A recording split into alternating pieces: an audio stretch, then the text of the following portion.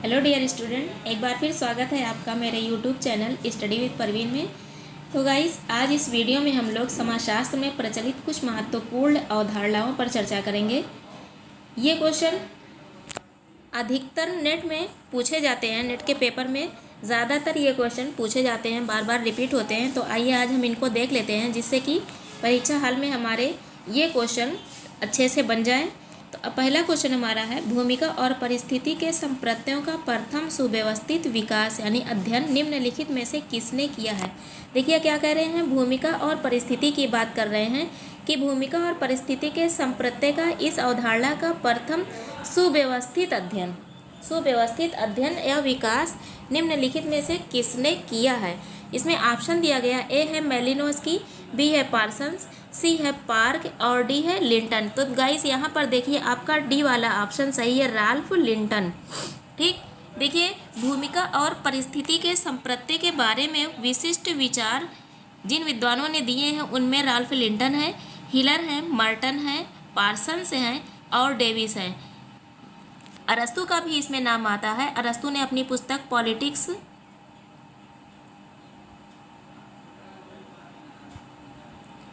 Politics में भूमिका और परिस्थिति दोनों ही शब्दों का उल्लेख किया था।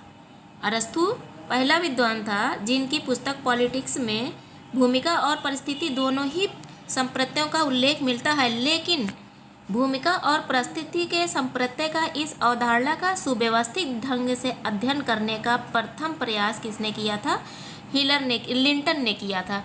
तो गाइस, इस वजह से आपका यहाँ पर डी वाला ऑप्शन सही हो जाता है, लिंटन। अगला क्वेश्चन हमारा है, सूची 1 को सूची 2 से सुमेलित कीजिए और कूट का प्रयोग कर सही उत्तर का चयन कीजिए।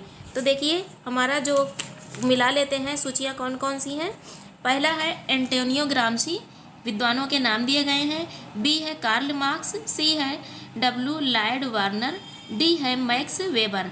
सूची 2 में दिया गया है लंपेन सर्वहारा वर्ग, दूसरा है मानसिक उपज, तीसरा है जीवन अवसर और चौथा है परिस्थिति ख्याति।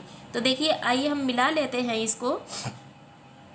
यहाँ पर आपका एंटोनियो ग्राम्शी की आपके कौन सी है संप्रत्यय इनका दिया हुआ मानसिक उपज 2 वाला यहाँ पर मिलता है। कार्ल मार्क्स, देखिए कार्ल मार्क्स ने ही सर्वहारा वर्ग शब्द का प्रयोग किया था, ये अवधारणा दी है इन्होंने। डब्ल्यू लॉयड वार्नर की परिस्थिति और ख्याति है और मैक्स वेबर की जीवन अवसर। तो गाइस आइए देख लेते हैं कौन सा कूट सही हुआ है। ए का 2, बी का 1, ए का 2 और बी का 1। तो देखिए ये हमें कहाँ पर मिल रहा है, ए का 2 बी वाले में मिल रहा है, बी का 1, सी का 4 और डी का, देखिए हमारा यहाँ पर बी वाला ऑप्शन सही हो जाता है। तो गाइस याद रखिएगा, एंटोनियो ग्राम्शी ने मानसिक उपज की अवधारणा का प्रयोग किया है। कार्ल मार्क्स की दी हुई लंपेन सर्वहारा वर्ग की अवधारणा है। डब्ल्यू लॉयड वार्नर की परिस्थिति और ख्याति है और मैक्स वेबर ने जीवन अवसर की पद्धति या संप्रत्यय का प्रयोग किया था। अगला क्वेश्चन हम देख लेते हैं, विलेज इंडिया में सामाजिक परिवर्तन को स्पष्ट करने के लिए मैकम मेरिट ने सार्वभौमिकरण की अवधारणा के विपरीत किस अवधारणा को विकसित किया है।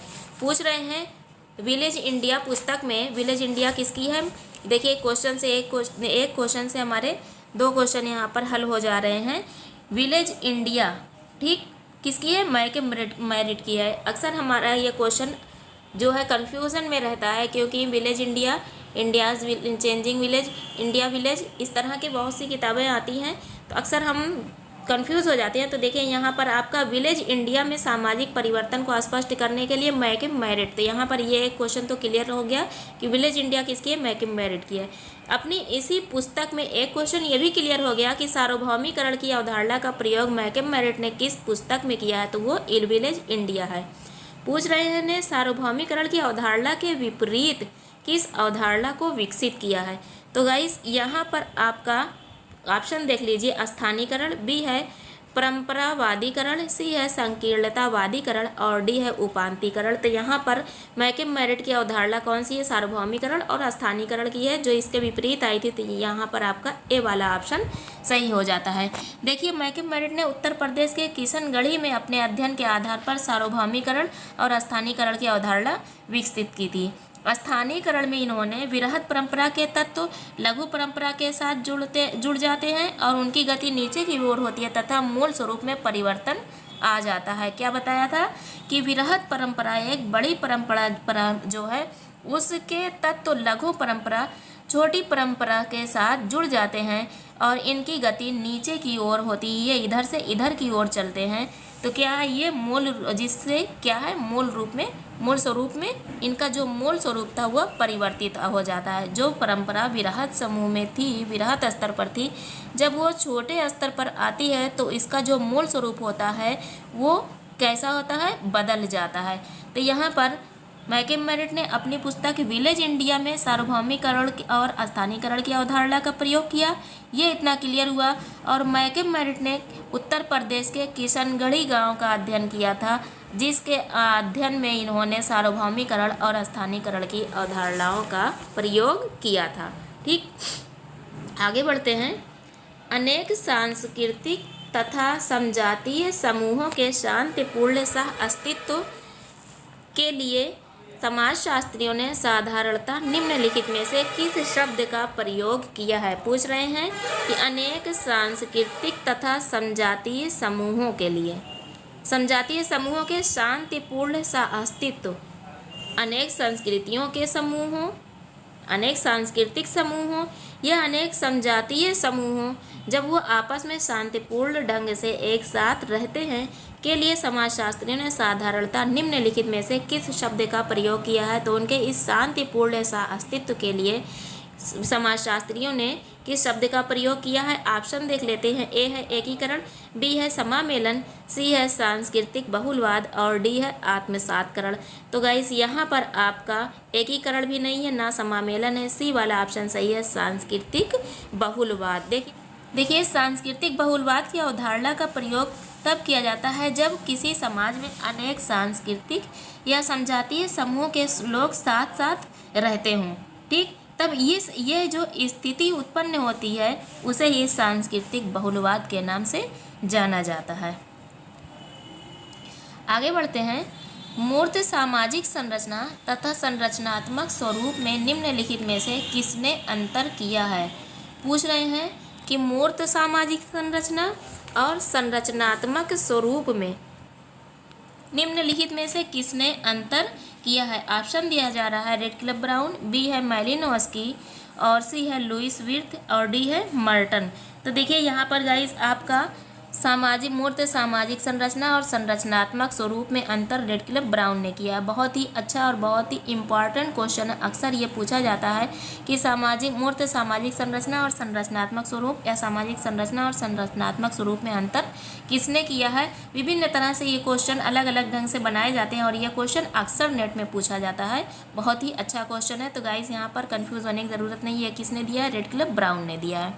अगला क्वेश्चन हमारा है, सूची 1 में अवधारणाएं दी गई हैं और 2 में विद्वानों के नाम दिए गए हैं और पूछा जा रहा है कि कौन सी अवधारणा का प्रयोग किस विद्वान के द्वारा किया गया और कूट के आधार पर सही उत्तर का चुनाव करना है।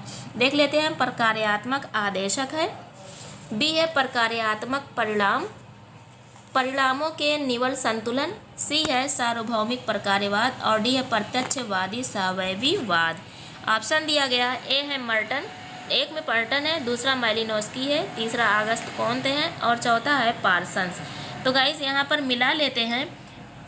प्रकार्यात्मक आदेशक की बात देखिए पार्सन्स करता है। ठीक, प्रकार्यात्मक परिणामों के निवल संतुलन की बात मर्टन करता है, सार्वभौमिक प्रकार्यवाद की बात आपका मैलिनोव्स्की करता है और प्रत्यक्षवादी सावयवीवाद की बात अगस्त कोंत करता है। ठीक, याद रखिएगा प्रकार्यात्मक आदेशक पार्सन्स की अवधारणा है, प्रकार्यात्मक परिणामों के निवल संतुलन की बात मर्टन ने की है, सार्वभौमिक प्रकार्यवाद की अवधारणा मैलिनोव्स्की की है और प्रत्यक्षवादी सावयवीवाद अगस्त कोंत का है।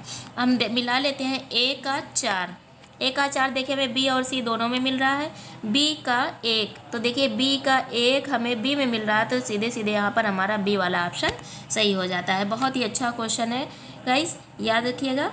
अगला क्वेश्चन देखते हैं। निम्न नगरीय बस्ती के संकेंद्रीय सिद्धांत का प्रवर्तक कौन है। नगरीय बस्ती को पूछा जा रहा है कि नगरीय बस्ती का समकेंद्री सिद्धांत किसने दिया है। ऑप्शन दिया गया, ए है पार्क, बी है वाइट, सी है बर्गेस और डी है हाउजर। तो गाइस यहाँ पर आपका सी वाला ऑप्शन सही है, बर्गेस। देखिए, नगरों के अध्ययन के संदर्भ में बर्गेस ने समकेंद्रीय घेरों के सिद्धांत को जन्म दिया था। क्या कहा था इन्होंने कि औद्योगिकीकृत समाजों में नगरों का विकास 5 समकेंद्रों के रूप में होता है। सबसे बीच में व्यापारिक क्षेत्र और सबसे बाहरी भाग जो होता है वो समाज का समृद्ध वर्ग हो रहता है। देखिए, इस तरह से 5 घेरे बनते हैं, ठीक। ये और जो यहाँ पर आपका बीच वाला है ये व्यापारिक क्षेत्र होता है और लास्ट वाला जो होता है इसमें आपका समृद्ध वर्ग यानी उच्च वर्ग निवास करता है, ठीक। अगला क्वेश्चन है, लोक नगरीय सातत्य के विचार के विकास का अध्ययन वे अध्ययन है जो किए गए हैं। कह रहे हैं कि अगला क्वेश्चन है, लोक नगरीय सातत्य के विचार के विकास का अध्ययन वे अध्ययन हैं जो किए गए हैं। लोक नगरीय सातत्य की अवधारणा किसने दी थी? रॉबर्ट रेडफील्ड ने, ठीक। रॉबर्ट रेडफील्ड की यह अवधारणा है। पूछ रहे हैं कि यह अवधारणा उन्होंने किस अध्ययन के आधार पर दी थी? ए है मैक्सिको में, बी है ब्राज़ील में, सी है इंडोनेशिया में और डी है भारत में। तो गाइस यहाँ पर आपका ए सही है, मैक्सिको में। देखिए, रॉबर्ट रेडफील्ड ने मैक्सिको के युक्टेन नामक ग्राम में शोध कार्य किया था 1941 ईस्वी में, ठीक। और इसी के आधार पर इनकी पुस्तक आई थी फॉक कल्चर ऑफ युक्टेन। इसी में इन्होंने लोक नगरीय सातत्य की अवधारणा का प्रयोग किया था। लोक नगरीय सातत्य की अवधारणा रॉबर्ट रेडफील्ड ने की अवधारणा का प्रयोग किया था और अपनी पुस्तक फॉक कल्चर ऑफ युक्टेन में किया था। और ये युक्टेन नामक एक गांव है जो कहाँ पर है? मैक्सिको में है। तो ये अवधारणा मैक्सिको के अध्ययन के आधार पर रॉबर्ट रेडफील्ड ने विकसित की थी। अगला क्वेश्चन देखते हैं, जनसांख्यिकीय संक्रमण शब्द की रचना किसने की? पूछ रहे हैं, जनसांख्यिकीय संक्रमण शब्द की रचना किसने की? ऑप्शन दिया गया, ए है टी माल्थस, बी है वारेन एस थॉम्पसन, सी है डी हम्बेल और डी है मॉर्गन। तो गाइज यहाँ पर आपका टी माल्थस नहीं है, जनसांख्यिकीय संक्रमण शब्द की रचना वारेन एस थॉम्पसन ने की है। बहुत ही अच्छा क्वेश्चन है, अक्सर पूछा भी जाता है, याद रखिएगा। जनसांख्यिकीय संक्रमण शब्द की रचना वारेन एस थॉम्पसन ने दी है। अगला क्वेश्चन हमारा है, किस विद्वान ने घरेलू समूह के विकासपरक चक्र का विचार सर्वप्रथम प्रतिपादित किया था? पूछ रहे हैं, किस विद्वान ने घरेलू समूह के विकासपरक चक्र का विचार सर्वप्रथम प्रतिपादित किया था? ऑप्शन दिया गया है, ए है रॉबिन फॉक्स, बी है जैक गुडी, सी है आर्थर और डी है एम फोर्टेज। तो गाइज यहाँ पर आपका डी वाला सही है, एम फोर्टेज ने ही इस विचार को प्रतिपादित सबसे पहले किया था। अगला क्वेश्चन देख लेते हैं, जाति एक विस्तृत स्वजन समूह है के प्रवर्तक है? जाति एक विस्तृत स्वजन समूह है के प्रवर्तक है। ए है इरावती कार्वे, बी है गुरिये, सी है रिजले और डी है हट्टन। तो गाइज यहाँ पर आपका ए सही है, इरावती कार्वे। देखिए, इरावती कार्वे ने जाति अंतर विवाह को अत्यधिक महत्व देते हुए जाति को मूलतः एक अंतर्विवाही समूह माना। वे क्या कहती हैं कि जाति एक विस्तृत नातेदारी समूह है, एक विस्तृत नातेदारी समूह है, ठीक। अगला क्वेश्चन है, उत्तर औद्योगिक समाज की संकल्पना दी थी। तो गाइस यहाँ पर देखिए, उत्तर औद्योगिक समाज की संकल्पना आपकी डेनियल बेल ने दी थी। यहाँ पर आपका बी वाला ऑप्शन सही हो जाता है। अगला क्वेश्चन देख लेते हैं, औद्योगिक पूर्व समाज की अवधारणा का प्रस्ताव रखा था। और कौन से समाज? औद्योगिक पूर्व समाज की अवधारणा का प्रस्ताव रखा था। ऑप्शन दिया गया, ए है स्वर्ग, बी है डेविस, सी है डेनियल बेल और डी है पार्क। तो आपका यहाँ पर ए सही है, सेववर्ग ने ही आपके उत्तर औद्योगिक पूर्व समाज की अवधारणा दी थी, ठीक। अगला क्वेश्चन है, यांत्रिक एकता, स्वाभाविक एकता की अवधारणा का प्रयोग किया था। पूछ रहे हैं कि यांत्रिक एकता और स्वाभाविक एकता की अवधारणा का प्रयोग किसने किया।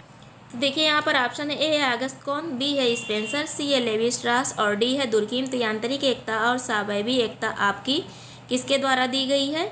ये दी गई है दुर्कीम के द्वारा। ठीक है, इन्होंने अपनी पुस्तक सोशल डिवीज़न ऑफ लेबर के द्वितीय भाग में श्रम विभाजन के सिद्धांत को दिया था। ठीक, और इसी में इन्होंने यांत्रिक और स्वाभाविक एकता की अवधारणा का प्रयोग किया था। इनकी मान्यता थी कि प्राचीन समाजों में पाई जाने वाली जो यांत्रिक एकता है श्रम विभाजन को आंगिक संहिता यानी स्वाभाविक एकता में परिवर्तित कर देती है।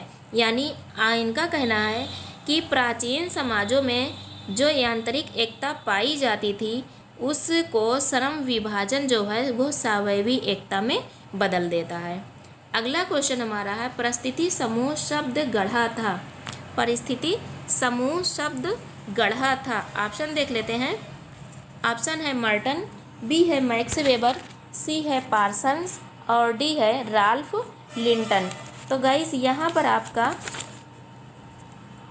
बी वाला ऑप्शन सही हो जाता है, मैक्स वेबर। देखिए मैक्स वेबर ने ही परिस्थिति समूह शब्द को गढ़ा है, जबकि मर्टन ने परिस्थिति प्रतिमान और राल्फ लिंटन ने प्रदत्त एवं अर्जित परिस्थिति और पार्सन्स ने सामाजिक व्यवस्था के प्रकारवादी सिद्धांत दिए हैं। मर्टन ने क्या दिया था? परिस्थिति प्रतिमान की अवधारणा दी थी। पार्सन्स का आपका है सामाजिक व्यवस्था के प्रकारवादी सिद्धांत है और राल्फ लिंटन ने प्रदत्त एवं अर्जित परिस्थिति की अवधारणा प्रयोग की थी। तो यहाँ पर गाइस आपका बी वाला ऑप्शन सही हो जाता है, मैक्स वेबर। अगला क्वेश्चन हमारा है भर्ती भूमिका की अवधारणा का प्रयोग किया था।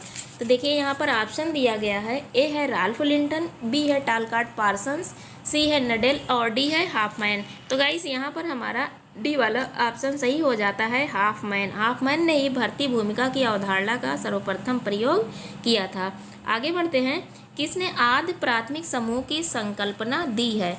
पूछ रहे हैं कि आद्य प्राथमिक समूह की संकल्पना किसने दी है? ऑप्शन दिया गया है एडवर्ड सिल्स, बी है C.H. कूले, सी है एरिक फ्रास और डी है जॉर्ज होमन्स। तो गाइस यहाँ पर आपका आद्य प्राथमिक समूह की संकल्पना डी यानी कि जॉर्ज होमन्स ने दी है। देखिए आद्य प्राथमिक समूह की अवधारणा जॉर्ज होमन्स ने अपनी पुस्तक दी ह्यूमन ग्रुप्स में किया है। और अर्ध प्राथमिक, याद रखिएगा, आद्य प्राथमिक समूह जो हमारा है ये होमन्स का है और अर्ध प्राथमिक समूह की अवधारणा किसने दी है? कूले ने दी है। याद रखिएगा आद्य प्राथमिक की अगर बात हो रही है तो ये होमन्स का हो जाएगा और अगर अर्ध की हो रही है तो वो किसका हो जाएगा? कूले का हो जाएगा। आगे बढ़ते हैं गाइस, अगला क्वेश्चन है सापेक्ष वंचन शब्द का प्रयोग मौलिक रूप से किया था। ऑप्शन दिया गया इस सैमुअल ए स्टाउपर, बी है मर्टन, सी है हर्बर्ट हाइमैन और डी है डेविस। तो गाइस यहाँ पर आपका ए वाला ऑप्शन सही है, ए सैमुअल ए स्टाउपर। देखिए सैमुअल ए स्टाउपर और आर के मर्टन इन दोनों ने अमेरिकी सैनिकों के अध्ययन में सापेक्ष वंचन शब्द का प्रयोग किया था, लेकिन मौलिक रूप से इसका प्रयोग स्टाउपर ने किया था। ठीक, सापेक्ष वंचन जो है इसका अर्थ होता है कि जब व्यक्ति अपनी तुलना किसी दूसरे व्यक्ति या समूह की स्थिति से करता है और स्वयं में कुछ अभाव का अनुभव करता है। जब एक व्यक्ति अपनी तुलना किसी दूसरे व्यक्ति या किसी अन्य समूह से किस आधार पर, स्थिति के आधार पर तुलना करता है और उसमें क्या होता है? अभाव का उसे बोध होता है। ठीक, तो यह स्थिति क्या कहलाती है? सापेक्ष वंचन के नाम से जानी जाती है। अगला क्वेश्चन है प्रदूषण के लिए सम्मान की अवधारणा का प्रवर्तक है। ए है एल ड्यूमा, बी है मिल्टन सिंगर, सी है एस.सी. दुबे और डी है ई.बी. हाइपर। तो गाइस यहाँ पर आपका सी वाला सही है, एस.सी. दुबे ने ही आपके प्रदूषण के लिए सम्मान की अवधारणा का प्रयोग किया है। अगला क्वेश्चन देख लेते हैं।